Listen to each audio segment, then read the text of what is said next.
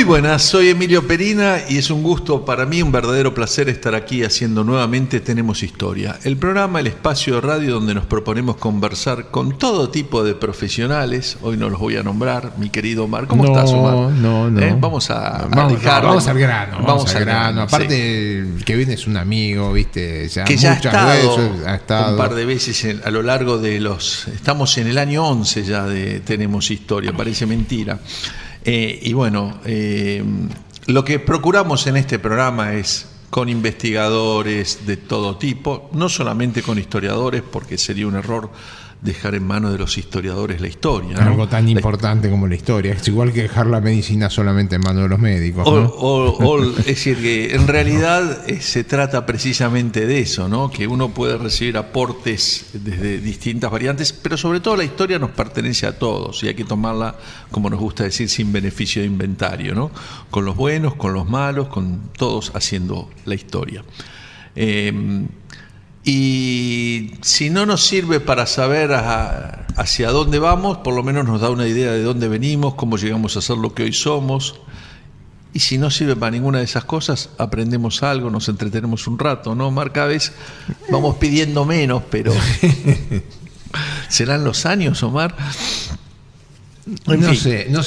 Este libro es muy especial. Bueno, antes de presentar a nuestro invitado de hoy, voy a hacer todo lo parroquial. Les recuerdo que nos pueden escribir a programatenemoshistoria@gmail.com, todo seguido, programatenemoshistoria@gmail.com, que el programa está siendo grabado en video y dentro de una semana, un poco más, va a estar en las redes. Daniel Villarruel lo está grabando y va a estar tanto en vimeo.com con B corta como en YouTube. Y que yo estoy en Twitter, @Emilio Perina, para el que me quiera seguir, y que esperamos sugerencias, ideas de nuevos programas. El tema de hoy no es un tema que hayamos tratado, no. Y es un tema que, por un lado, se inscribe en la historia argentina, pero también en un proceso de la historia universal. ¿Cómo fue la Segunda Guerra? Tenemos hoy la visita de Daniel Shabelson, investigador superior del CONICET, que ha escrito infinidad de libros, que dirige el Centro de Arqueología Urbana y presenta El silencio es oro, sobre el tráfico de arte durante el nazismo en la Argentina. ¿Cómo estás, Daniel? Un gusto tenerte acá con nosotros. Hola, buenos días, ¿cómo están? Yo decía es universal porque en el libro aparece una cita de... espérate que la encuentre, se me fue la página, de Sun Tzu, del arte de la guerra, donde dice que matar enemigos sirve para estimular la cólera de nuestros hombres, arrebatar los bienes al adversario solo tiene por objeto distribuir el botín. El botín ha sido siempre el objeto principal de las guerras, ¿no? Bueno, si no, ¿para qué robamos, digamos? A mí me gusta decir que la guerra es un intercambio comercial violento. Claro. Bueno, digamos, vas a tener muchos seguidores, seguramente. Bueno, esto es el intercambio en este momento fue un intercambio comercial. Sí, de una sola parte, digamos. Unos recibieron balas, el otro se llevaron las obras de arte. Bien, vamos a presentar los auspicios del programa y hoy vamos a estar conversando con Daniel Shabelson sobre El silencio es oro, tráfico de arte durante el nazismo en la Argentina.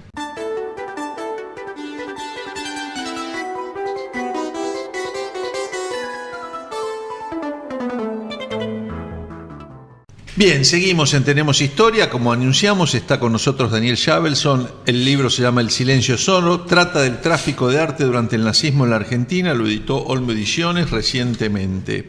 Y hay una frase tomada del libro El coleccionista apasionado de Philip Bloom, de 2013, es este libro, que dice que el objeto más importante de una colección es el siguiente. Vos sos coleccionista, Daniel. ¿Es así? ¿Lo sentís así? Bueno, mira, te voy a contar una anécdota. Porque sos coleccionista. Todos somos coleccionistas de algo, aunque sean potencia, pero, o siquiera de lo que coleccionamos lo que no podemos, es decir, el deseo. Sí. Pero siempre es así. Yo coleccioné algo que no tiene nada que ver con el arte del cual estamos hablando hoy, ¿no? Que es, bueno, yo colecciono libros. Por eso, compro libros que después sé que no tengo tiempo que para leer. no los vas a leer. Pero bueno, yo siempre compré arte popular, artesanía, de cuanto más tradición indígena posible, mejor, por todos los, digamos, por América Latina. También llenando cajones que nunca podía ni siquiera abrirlo, porque así como venía se quedaba el cajón guardado. Y pues sí, todos somos así. Y la colección pasó ahora a un museo, el Museo Hernández de Buenos Aires, que tiene una hermosa colección de arte popular. Que dirige Felicitas Luna. Sí, que está realmente remodeló el museo, sí, y es irreconocible. Es un lugar hermoso. Hoy es un museo de primer mundo. Y aparte es un lugar hermoso, todavía tiene un tercera. Potencial fantástico. Además se le quitó ese contenido que se le había tratado de dar a lo popular, sí, digamos, y ahora, bueno. Pero lo interesante fue que este mes, a principio de mes, estuve de viaje y no me podía contener de comprar cosas. Y pasaba por los mismos lugares donde estaban los artesanos de siempre, que yo les había ido comprando a lo largo de los años. Y ya no tenía sentido comprarles nada, pero ahora, la desesperación era fuertísima y una pieza me traje. Ah, mira. Una.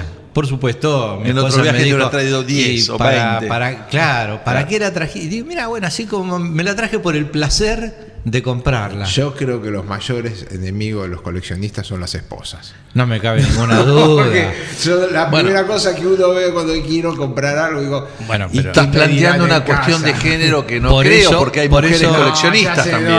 Estoy hablando de las esposas. Pero porque tienen conciencia del problema que causa en la casa esa locura, sea coleccionar cajitas de cigarrillos o cuadro de Picasso. O vestidos. O lo que sea. O zapatos, o carteras de Louis Vuitton. Hay mucho coleccionismo. Bueno, pero a tanto no llego, pero... No, es que uno termina pensando eso. Pero llego a casa y cómo le explico que compré esto. Pero más allá de este aspecto que tienen los matrimonios para la gente casada, yo en este momento, por suerte, no tengo ese problema. Tengo otros. Otro comentario misógino, ¿eh? No estoy casado, también puede ser una suerte para esto. Para que le hubiera tocado. Claro. Bueno, la que han zafado, te voy a contar un secreto para todo esto, pero conservarlo en secreto. Cuando vos traes la pieza nueva, vos tenés que ponerla en un rinconcito y callarte. Hago lo mismo. Después de 15, 20 días alguien te va a decir, y eso no, esto hace mucho, ¿viste? ¿Cómo no lo habías visto? Yo hago lo mismo, entonces un lugar y va apareciendo de a poco. Bueno, después pero igual enseguida la pescan, otra más. Después de este desvío y estas confecciones de coleccionistas, yo quiero hacerte una pregunta más al margen del libro que tiene que ver, bueno, para mí todo este tema es bastante reciente, yo no me interesaba por estas cuestiones, pero como director del Archivo General de la Nación integro la Comisión Nacional de Lucha contra el Tráfico Ilícito de Bienes Culturales, con lo cual ahora estoy aprendiendo muchísimo, es un tema apasionante de esta cuestión. Y lo que a todas luces aparece que en los coleccionistas, y sobre todo los coleccionistas clandestinos, en el robo de arte, lo que hay es un tremendo fetichismo por el objeto, porque después, en la mayoría de los casos, eso que se robaron o eso que compraron ilegalmente o eso que traficaron ilegalmente, se lo puede mostrar a 2 personas, a 3, porque cuando se lo muestran a 10, es muy difícil. Van presos, digamos. Hay un mercado. Hay fetichismo por el objeto, ¿vos sentís eso? Hay fetichismo por el objeto, pero en este momento en el mercado ilegal lo que hubo es un cambio muy grande en los últimos 10 años en el mundo, especialmente fuera de la Argentina, ¿no? Que es la inversión de grandes cantidades de dinero en obra de arte desde el narcotráfico. En este momento los coleccionistas más importantes de arte son la nueva generación de narcotraficantes y de blanqueadores de dinero que van, pero esas obras, y te garantizo que son cantidades infernales de obras desaparecidas que no están en ningún lado, están en bóvedas en varios paraísos fiscales que tienen sus depósitos para obra de arte, donde están guardadas y no las ve nadie. Ni siquiera él. Están guardadas simplemente porque es más fácil guardar un cuadro de $10 millones que mide 25, claro, que además tenés que estarlos moviendo y trabajando, porque tampoco los podés guardar en dinero, los tenés que mover. Claro, el cuadro se valoriza solo si compraste bien. Claro, en el tiempo aumenta su valor, está estudiado según el tipo de obra, y eso es una cosa de 25 centímetros por 25 que está guardada en algún lugar. Dicen que Botero empezó así, que Botero empezó vendiéndole pintura, le compraban los narcos, aparte le compraban, decían que valía $100.000, en realidad le pagaban 10.000, pero es claro, de ahí adelante Botero aparecía diciendo mis obras valen $100.000, y ahí empieza es muy probable que lo hayan financiado y hasta impulsado. También está la historia de Frank Sinatra, digamos, ¿no? De decir, muchas veces se invierte en arte. El cine fue una industria lavadora, el arte es un lugar donde se puede lavar con facilidad, como bien planteás. Mira, volviendo para atrás, el hermano de Botero está preso por diversos motivos, ¿no es cierto? Ajá.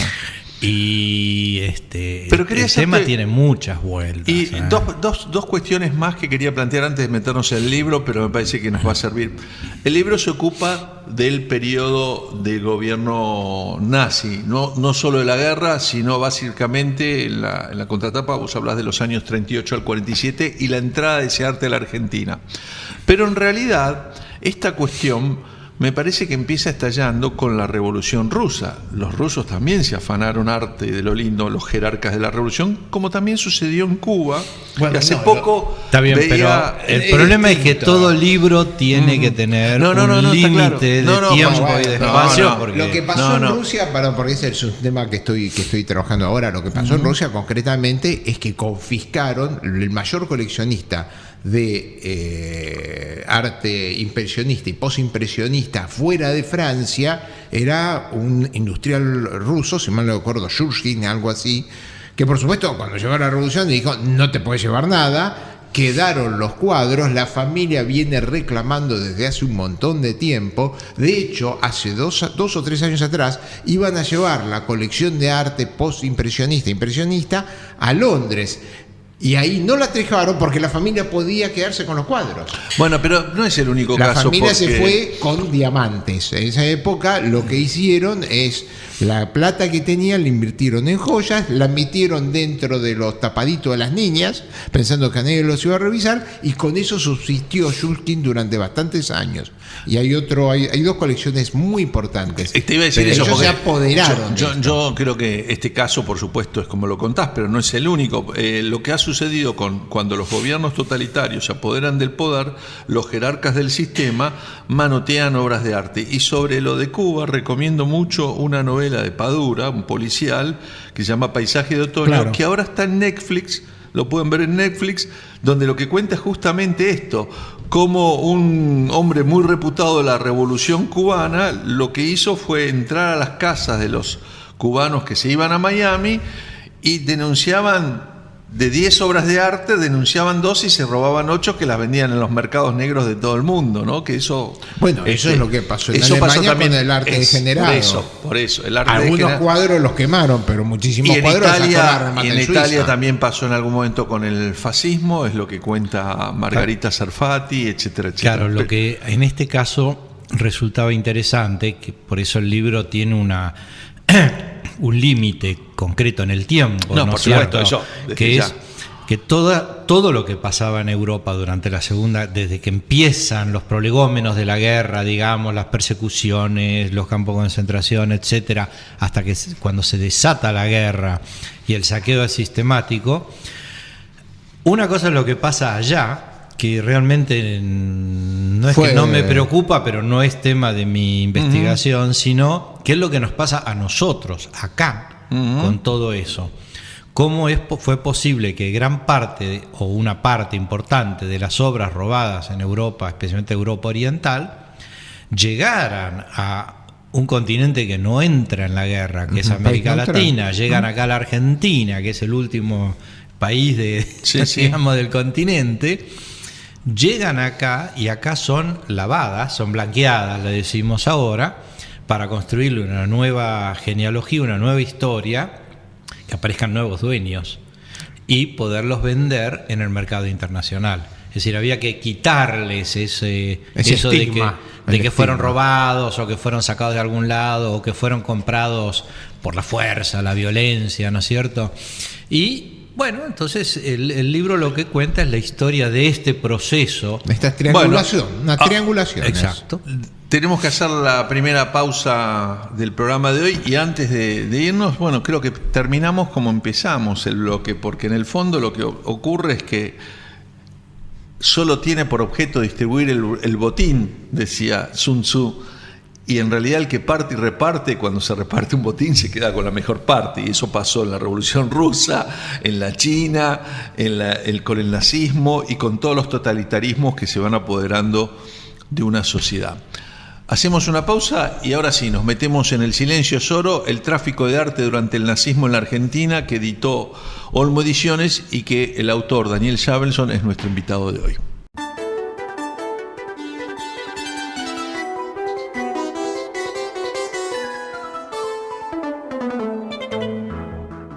Seguimos en Tenemos Historia. Hoy estamos conversando con Daniel Shavelson sobre El silencio es oro, el tráfico de arte durante el nazismo, editado por Olmo Ediciones. Y bueno, antes de ya metiéndonos en el libro, quien vaya a leer este libro no está de más que vea la película Operación Monumento, ¿no? La que muestra cómo parte del ejército aliado se dedicó a rescatar o tratar de salvar obras de arte que estaban en manos del nazismo. Y si vamos a ver a películas modernas, La Dama de Oro. La Dama de Oro. Porque eso razón. También, escúchame una cosa, ¿cómo es que puede recuperarse un cuadro que era fehacientemente de tal familia, que fue robado del año 40 y que recién el juicio se lo otorgan en el año 2000 y pico? Porque hubo un movimiento, y le habían negado varias veces. Si ustedes recuerdan la película, la descendiente no tenía ningún interés porque venían reclamando, pero hubo familias en Holanda que de hace 30 años, hacía 40 años que venían reclamando las obras de arte que les habían robado los nazis y no había interés de devolverlas.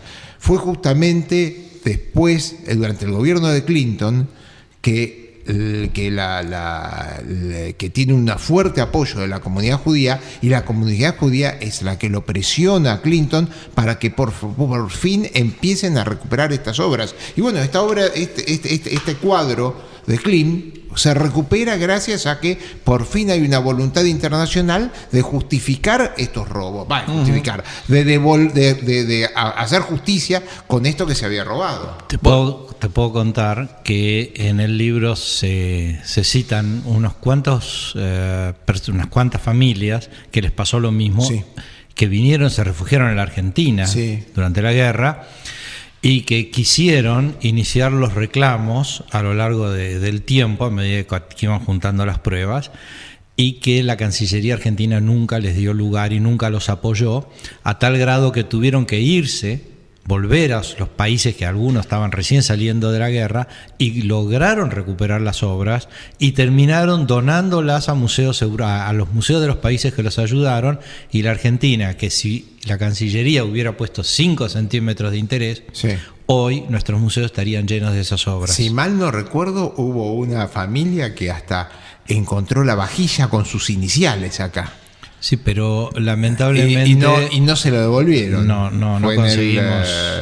Está en el libro de Duhovny Ortiz sobre Eva Perón, una familia judía que llega acá y encuentra en una exposición la vajilla de plata de su familia con sus hologramas. Y no lo devolvieron. Daniel, bueno, veo por ahí que agradeces al Archivo Nacional de Estados Unidos. Después me vas a contar lo que los archivos te aportan en estas investigaciones. Pero el capítulo 2 se llama Una historia poco conocida. Contanos esa historia poco conocida. Me parece que va a ser el mejor resumen del libro.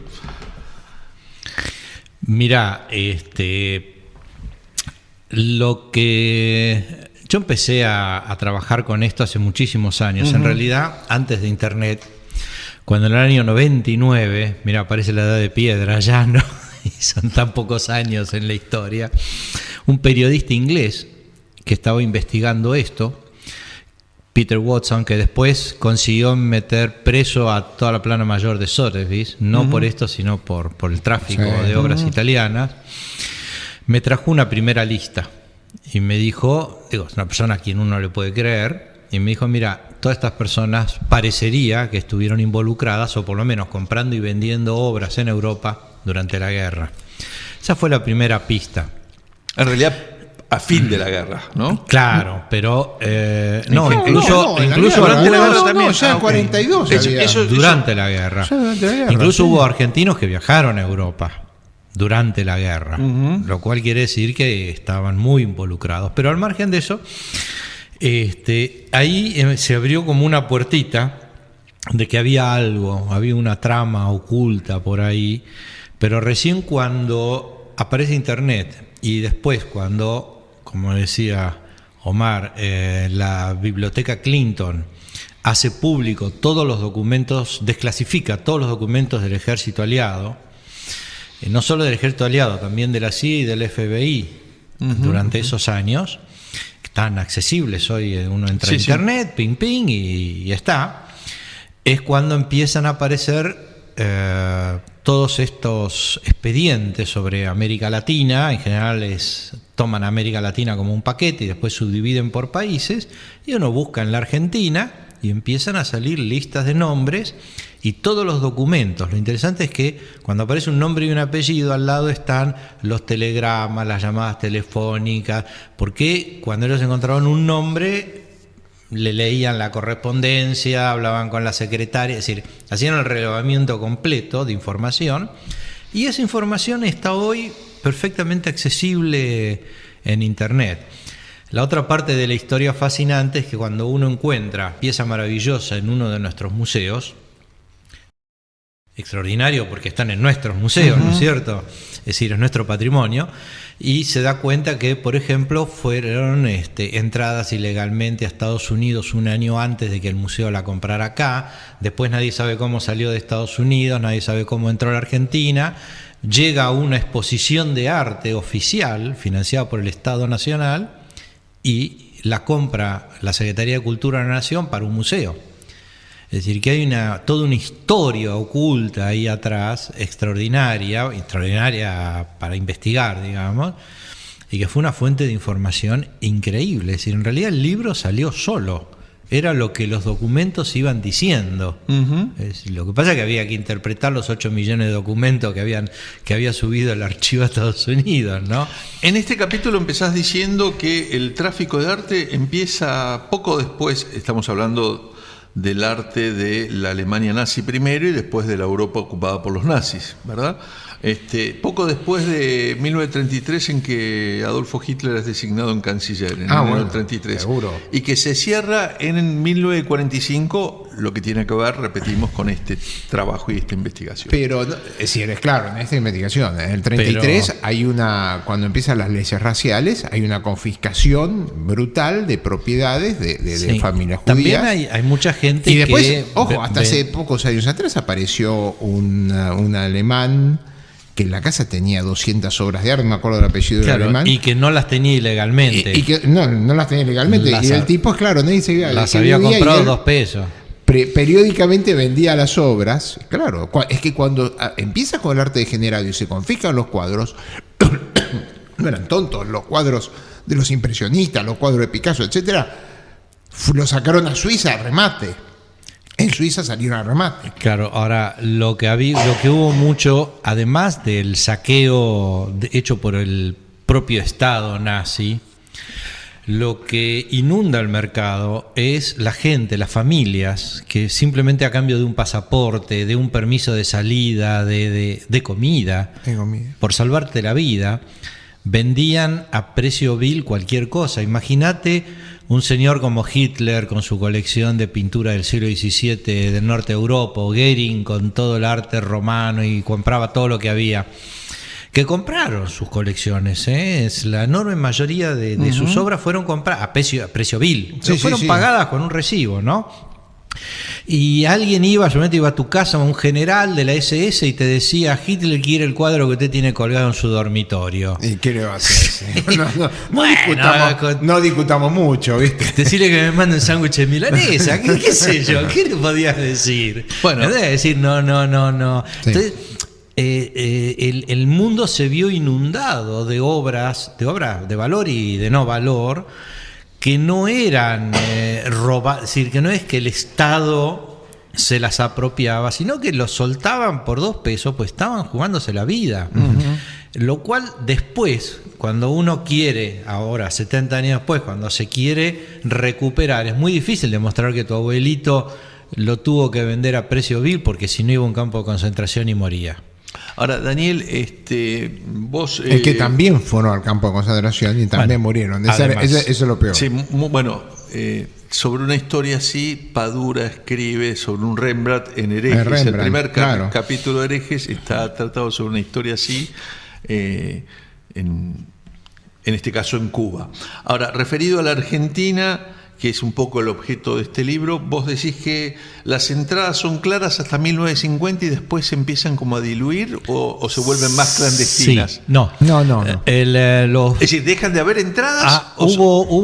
Deja de haber entrada y se acaba. Se acaba. Es decir, la cantidad de obras que entra ya tuvo destino. No hay más, no llegan más. El botín se repartió. Se acabó, se repartió, no era tan grande como en otros lugares, esto no es Estados Unidos, qué sé yo. Entonces, pero es interesante porque hay gente que hizo investigación de los comercios, de las galerías de arte en la Argentina, y prácticamente el arte europeo se había dejado de vender en los grandes negocios para comprar, se había empezado a comprar arte argentino, arte americano, otro tipo de mexicanos. Cosas, y de repente se disparan las ventas, es decir, aumenta la curva y entran al mercado miles de piezas y después, ¡pling!, se acaba. Bien, hacemos una nueva pausa en el programa de hoy. Seguimos conversando con Daniel Shabelson sobre El silencio es oro, tráfico de arte durante el nazismo en la Argentina, que editó Olmo Ediciones.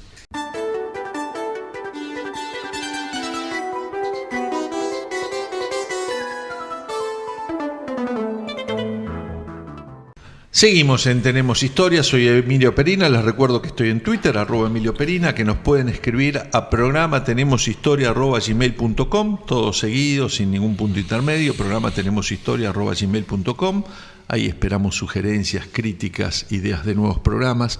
Estamos ya transitando la temporada número 11 de Tenemos Historia. El programa está siendo grabado en video y lo van a poder encontrar en las redes sociales, sobre todo en vimeo.com o en YouTube, y también, si no, nos pueden buscar a través de Facebook /Tenemos Historia, o en el Facebook de Olmo Ediciones. Y hoy estamos hablando de El silencio es oro, el tráfico de arte durante el nazismo en la Argentina, que editó Olmo Ediciones, y estamos con su autor, Daniel Shabelson. Y Omar tenía marcadas algunas cosas que mejor... algunas marcadas, algunas cosas que son... Bueno, primero, este es un libro con nombres y apellidos. Bueno, esa es la idea. Esa es la idea. Hablar en abstracto. Pero empecemos a nombrar gente, eso es el rating. Bueno, entonces hay una que se repite, que es la señora Königsberg, que fue ella y el marido, ¿no? Que fueron fundamentalmente ella el vehículo más importante de entrada de mercadería a la Argentina. Bueno, según los documentos del ejército aliado, digamos, indudablemente era la persona, no solo en la Argentina, sino en América Latina. En Uruguay y en México, por lo menos, las historias se repiten. No podía, en el libro era sobre Argentina, pero... ¿Esta señora dónde vivía? Esta señora supuestamente era, como siempre hay agujeros enormes. La señora era de una familia rusa, para muchos era judía. Chapovnikov, de soltera, que pone un negocio en París para vender objetos rusos de la época de oro del zarismo. Claro, hurtado durante la Revolución del 17. O lo que se llevaba la familia. Claro. El tema es que ella vendía eso. Cuando los nazis entran en Francia, se va a Estados Unidos, abre una sucursal o un nuevo negocio en Estados Unidos con el marido, que es Nicolás von Königsberg, que es el que aporta el origen aristocrático, digamos. Por un lado viene el dinero, por otro lado viene, o los contactos, por otro lado viene el dinero. Luego tienen 2 hijos, uno incluso se hizo oficial en el ejército de Estados Unidos. Y tienen problemas muy rápidamente por el ingreso, encuentran un gran contrabando que hacen a través de la frontera con México, de Estados Unidos, tratando de entrar docenas y docenas de obras impresionistas y cuadros que no pueden venir por error o que le falta un papelito. Le faltaba el muro de Trump. ¿Ves que Trump tenía razón? Algunos de esos objetos están hoy en nuestros museos. Eso es muy interesante, porque están las listas del decomiso de las obras de arte. Y después aparecen acá. La decomisan y sin embargo después aparecen ¿Cómo es acá? ese recorrido? ¿Se sabe? No se sabe. Pero se los han devuelto, evidentemente. Sí, porque hubo, digamos, era una infracción. Claro. Y como toda infracción, si vos querés pasar algo por la aduana que no está, tiene los papeles o los impuestos en orden, pagás la multa y te llevas tu objeto, claro. Porque aparte hay otra historia de todo esto, hay otro tema en otro de esto, porque no todos los cuadros es que eran legítimos, hay varias falsificaciones, es decir, hay de todo, no hay que te traían un Rubens, un Rembrandt, no. Te traían, decían que eran Rembrandt, después atribuido a Rembrandt, después era un discípulo de Rembrandt, hay un Greco dando vueltas por ahí, que está picado por el hijo. Hay una colección, esta señora lo que hacía es, cuando vio que en Estados Unidos se le ponían complicadas las cosas, abrió una sucursal en México y una sucursal en Buenos Aires, y se vino a vivir a Buenos Aires. Ahí el marido medio desaparece, es como una figura fantasmagórica. Yo creo que deben estar separados, digamos, o algo por el estilo, que en esa época había que medio que ocultarlo, digamos. Pero el marido no aparece. Y ella aparece de repente en Buenos Aires como la gran coleccionista. ¿Y con quién se vincula? Y empieza a organizar exposiciones en el Museo Nacional de Bellas Artes y el Museo de Arte Decorativo, con enormes catálogos, 2, 3, 4.000 piezas de primerísimo nivel en cada uno de estos museos, y donde no hay explicación de dónde vienen, o cuando hay alguna explicación de dónde vino alguna de las piezas, es mejor olvidar lo que dicen, ¿no es cierto? No, aparte de cosas como Señorita X París. Sí, cosas absurdas. Un catálogo donde te dice dueño Señorita X París. Ahora, perdón, no muy fehaciente. ¿Esas muestras aparecerían en la prensa, en La Nación? Están en todos los diarios. Con fotos de las que concurrieron. Me imagino que eran acontecimientos importantes en Buenos Aires de aquella época. Por supuesto, hay inauguraciones hechas por el presidente de la Nación, digamos, es decir, no eran cosas menores, porque eran grandes obras. Y es una secuencia de exposiciones de arte europeo muy interesantes, una después de otra, cada vez con obras nuevas. Que ¿Estamos hablando de qué año, Daniel, si te acordás? 44, 45, 46, 47, y siguió con algunas hasta los 50. ¿Y cuando mencionaste al presidente, estamos hablando de Perón o de Farrell? No, de Farrell, después Perón, Ramírez, en fin, digamos, de toda la secuencia del GO y del golpe del 43, ¿no es cierto? Todos los que vinieron después. Y esta señora hacía estos catálogos a todo lujo, que están todos editados por la misma imprenta, todos iguales, con la misma tipografía, todos igualitos, uno atrás de otro. ¿Te acordás la imprenta? No, te juro pero que no. está en el libro. Pero no es nadie las tapas conocido. De los catálogos están en el libro. Sí, cada catálogo está ahí. Está individualizado. Los compré en Mercado Libre, los catálogos, digamos, porque no tienen valor. Y si podríamos hacer una exposición de este libro. Por supuesto. Y lo interesante es que le va construyendo a las obras una historia, porque en la primera exposición no te dice nada, en la segunda te dice cuadro expuesto en tal exposición, en la tercera cuadro ya tiene 2 exposiciones de escala nacional, avaladas por un país. Le va haciendo el pedigree. Entonces, lo van como blanqueando. Y entonces ahí ya se puede vender el cuadro. Hubo una... Aparte, sobre todo argentino, en esos países con fortunas legendarias. Y no, el tipo fue a Francia y lo compró mi abuelito. Y ahí se pierde. Y los papeles, no, los perdió el abuelo. Es así. Por ejemplo, era un país bárbaro para todo el negocio. Museo Nacional de Arte Decorativo, desde el edificio hasta lo principal de la colección, se le compra al señor Errázuriz. El señor Errázuriz, gente poderosa, ¿no es cierto?, que no tiene nada que ver con la Segunda Guerra, porque ya se había muerto, digamos, pero sí tiene que ver con la primera. arma su gran colección de arte, tiene cuadros de millones y no hay un papel.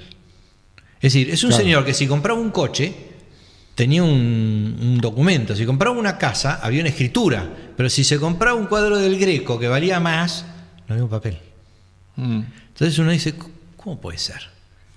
Digo, ¿desde cuándo alguien compra un cuadro de ese calibre sin papeles? Sin papeles. Y después el Estado Nacional va y lo compra. Se lo compra él. Claro, con lo cual ya queda blanqueado. Pero ese señor, en el caso de Errázuriz, en la época en que él compraba, en Estados Unidos, en Inglaterra o en Francia, la gente compraba con papeles. Sí, absolutamente. Eso. Nadie compraba nada en el mundo sin un certificado. Incluso esta señora, cuando hace sus exposiciones y hay un certificado, lo pone. Lo destaca, digamos. Lo destaca. En algunos casos. Y sale más caro ese cuadro. Claro, pero en algunos casos. Pero los certificados, la historia de los certificados. Claro, no pudimos demostrarlos. ¿no? En algunos es una buscamos. Novela para escribir una novela. Y por ejemplo, la Asociación la Asociación Norteamericana de Museos tiene todos estos galeristas, toda la documentación, hasta las facturas de venta, y cuando uno busca cuál fue la relación con si vendió esa obra, el papelito y el certificado no aparece. Lo cual a lo mejor también es trucho. No lo sé, pero... Hay un temita que vos tomaste de las entradas, porque la aduana argentina tenía que... Claro, tiene que pasar por la aduana. No es como México que pasa por el río, cruzás y otra cosa. Acá había que entrar al país, etcétera. ¿Cómo se simplificó este proceso de entrada de elementos? Mediante, dos mecanismos. No. El primero es que ella consigue que todas estas exposiciones se hacían a beneficio de Alpi. Sí. Eso es muy interesante. Entonces, en base al escudo de que eran obras que era una acción de beneficencia, digamos, le debían tirar un 1%, me puedo imaginar, sí. ¿No?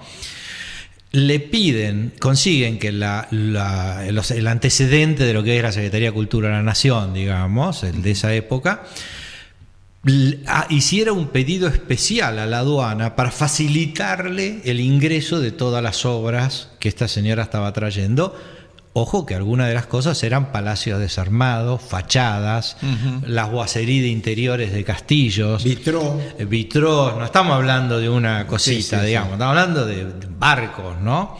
Entonces consigue con esta justificación de la beneficencia que la aduana se lo permita. Ahora, ¿quién estaba en la aduana? Y ahí yo creo que Omar nos puede contar un poquito quién estaba a cargo de la aduana en esos años. En esos años era el señor Orlando Bertolini, que había sido cartero en Los Toldos y que se había casado con una hermana con Herminia Duarte, con la hermana de Vita. Y este hombre pasó a tener puestos ejecutivos hasta que terminó como presidente de la aduana o jefe de la aduana. Y bueno, director de la aduana, parece que de la forma facilitó la entrada de estas obras de dudoso origen. Bien, con este recuerdo a la vocación de los Duarte de acomodar parientes en el Estado y enriquecerse, nos vamos a una nueva pausa aquí en Tenemos Historia.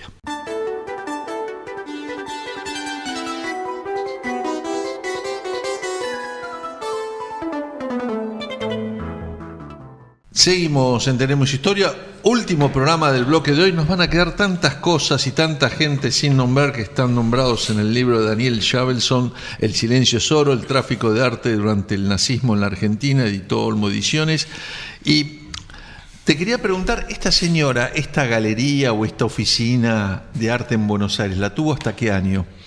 ¿En algún momento desapareció? Sí, ¿se murió acá? ¿Qué pasó? Sí, en realidad siempre fue como una especie de juego en el cual lo que hoy llamaríamos una galería de arte, es decir, un negocio que se dedica a comprar y a vender, una cosa absolutamente normal, estaba disfrazado de coleccionista. Entonces, estas mega exposiciones que hacía, no hubo nadie en el país que se compare con esas exposiciones, ni antes ni hoy. Perdón, ¿no hubo una exposición de Picasso, la primera exposición de Picasso? La del 37. Y no vendió Sí. ningún cuadro. Pero lo interesante es que después se descubrió que eran cuadros robados, pero no importa, robados en Europa. Así que menos mal que nadie se lo compró. Pero esta señora disfrazaba la compraventa de coleccionista privada, digamos. Pero en operó realidad en Buenos no lo Aires, era. para decirlo en estos Operó términos. en ¿Hasta qué época más o menos? Y mira, yo calculo, no hay papeles, es interesante, no hay documentos, no existe como negocio, no existió. Pero entrada y salida del país debe tenerla, señora. Claro. Sí, pero tuve que encontrarlo a través de la aduana de Brasil, que además está accesible en internet, Perfecto. hasta claro. con foto de cada persona que Sí. pasó por ¿Y migraciones en qué año en pasó a Brasil. Brasil la señora? No, 50 veces. Es decir, era una persona que viajaba, no te olvides que tenía 3 sucursales en el Pero continente. por eso, de la Argentina vos dirías que desaparece en el 60, en el sí. 55, No, en el 70. En los 60, lo que pasa es que ya era una mujer mayor. Sí, por eso. En los 60 todavía está participando en exposiciones, prácticamente hasta los 70. Ahora después, bueno, muere y Listo. se acaba, O sea, digamos. me interesaba ese dato. Y el final de la colección y de los objetos. Y Omar No tiene sabemos. una pregunta, quería hablar de un tema que nos está quedando Bueno, colgado. es que hay un montón de temas. Uno, el Graf von Luxemburg, porque vos hablaste de el tráfico durante la Primera Guerra y el conde Luxemburg fue expulsado de la Argentina porque le pasaba información a los alemanes y con eso se hundieron barcos argentinos durante la Primera Guerra y tuvo que irse, pero estaba casado con Carolina Martínez de Hoz y después volvió y termina también metido en este tráfico. Y lo interesante es que traen una gigantesca colección ya de Europa, porque los Luxemburg fueron Es una familia más rica, sí. importantes familias de la aristocracia alemana, austríaca, bueno, de Baviera en realidad, Sí. ¿no? Y traen una enorme colección y la colección después desaparece. Y eso es otro tema que está abierto, que es esas grandes colecciones de arte que llegaron a la Argentina, entraron, estuvieron colgadas en casas y después un día desaparecieron, salieron milagrosamente y la Argentina fue perdiendo las colecciones de Las arte colecciones más de arte más importantes. importantes Bueno, que tuvo. lo que sin pasa es que, si participación mal del no Estado. recuerdo, hasta la década del 60, 50 y pico, es el gobierno de Frondizi el primero que empieza a reglamentar las cuestiones del tráfico nadie te ilícito preguntaba de nada. bienes culturales, y de hecho, recién hace 20, 20 y pico de años que tenemos avanzado y reglamentada esta cuestión, ¿no? Sí. Y No sí. hace tanto. Sí. Última pregunta de mi parte, que tiene que ver con algo de mi interés. Está el agradecimiento al Archivo de los Estados Unidos. ¿Qué te han aportado los archivos en estas investigaciones? Mirá, ellos son los que tienen la gran masa de documentación, porque los que hacían las escuchas telefónicas o leían los telegramas era el ejército aliado, traducido al ejército de Estados Unidos, y son los que tienen la documentación, con lo cual yo empecé yendo como cualquier hijo de vecino a una de las sedes, digamos, del archivo. Hola, buen día, me interesa este tema, y empezaron a dirigirme, digamos, mirá, entra por acá, por acá, por acá, y bueno, me abrieron un primer caminito, y gracias a la existencia de esos archivos, es que hay una información extraordinaria que después fueron subiendo a internet y siguen subiendo porque ahí es al infinito la documentación. Sí, claro, y además nos pasa a nosotros y ha pasado en todo el mundo que la producción de documentación por parte del Estado ha tenido un giro de 180 grados. Hasta mediados de la década del 50 del siglo XX y tal vez de los 70, podríamos avanzar más, los estados producían documentos con dos premisas, la seguridad y el secreto.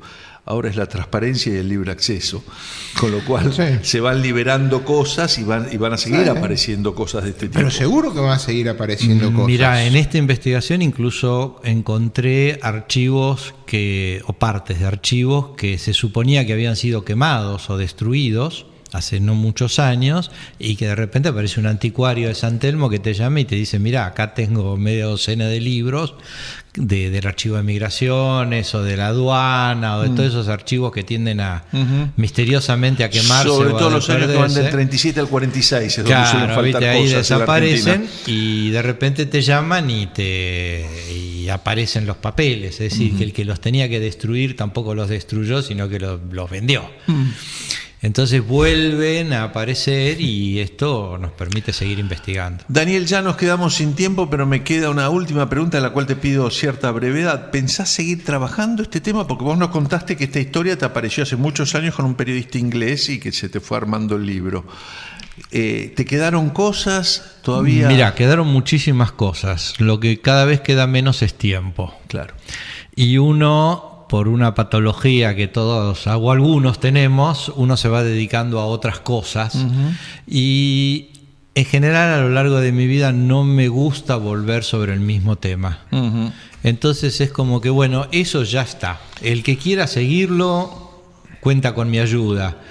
Pero yo no creo, a menos que en algún momento me dé el viejazo total, que vuelva a seguir escarbando por ahí adentro. Es como que ya está, para mí fue suficiente. Además es bastante doloroso, te digo, porque uno se lo toma a veces hasta un poco en chiste, ¿no?